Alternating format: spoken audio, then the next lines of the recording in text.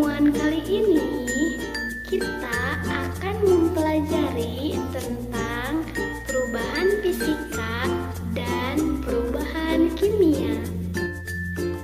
Benda-benda yang ada di sekitar kita senantiasa mengalami perubahan, baik perubahan yang bisa diamati maupun perubahan yang perlahan-lahan dalam jangka waktu yang lebih lama.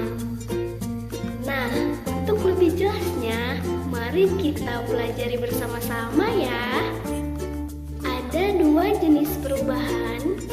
Yang pertama, ada perubahan fisika. Yang kedua, ada perubahan kimia. Apa sih yang dimaksud dengan perubahan fisika dan kimia itu? Perubahan fisika adalah perubahan yang terjadi pada suatu zat namun tidak menyebabkan terbentuknya zat baru. Perubahan zat seperti membeku, mencair, mengembun, menguap, menyublim, dan mengkristal itu merupakan perubahan zat. Contoh perubahan fisika misalnya air yang membeku, air yang menguap, uap air yang mengembun, es yang mencair, coklat yang membeku, dan masih banyak lagi contoh yang lainnya.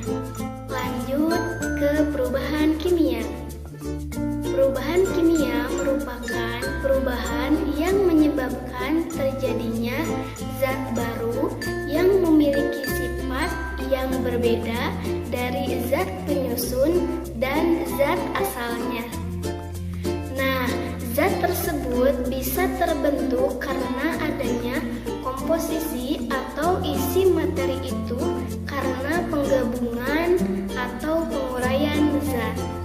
Contoh perubahan kimia misalnya besi yang berkarat, kayu yang dibakar, sayuran yang dimasak hingga matang, kemudian buah-buahan yang membusuk, dan susu yang menjadi asam atau fermentasi yang disebabkan oleh bakteri seperti dalam pembuatan tempe dan yogurt. Nah, ada satu lagi nih yang membedakan antara perubahan fisika dan perubahan kimia. Yang pertama, perubahan fisika bersifat dapat dikembalikan ke bentuk semula, sedangkan perubahan kimia tidak dapat dikembalikan ke bentuk semula. Apa sih yang dimaksud dengan dapat dikembalikan dan tidak dapat dikembalikan?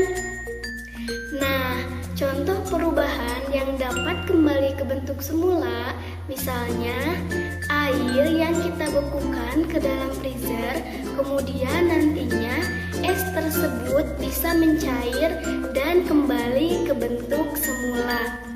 Nah, contoh perubahan yang tidak dapat dikembalikan ke bentuk semula, misalnya beras yang dimasak menjadi nasi, kemudian nasi tersebut tidak bisa dikembalikan ke bentuk semula. Nah, sekian dulu pembahasan kita tentang perubahan fisika dan perubahan kimia. Semoga kalian semua bisa memahaminya ya. Sampai jumpa lagi anak-anak hebat.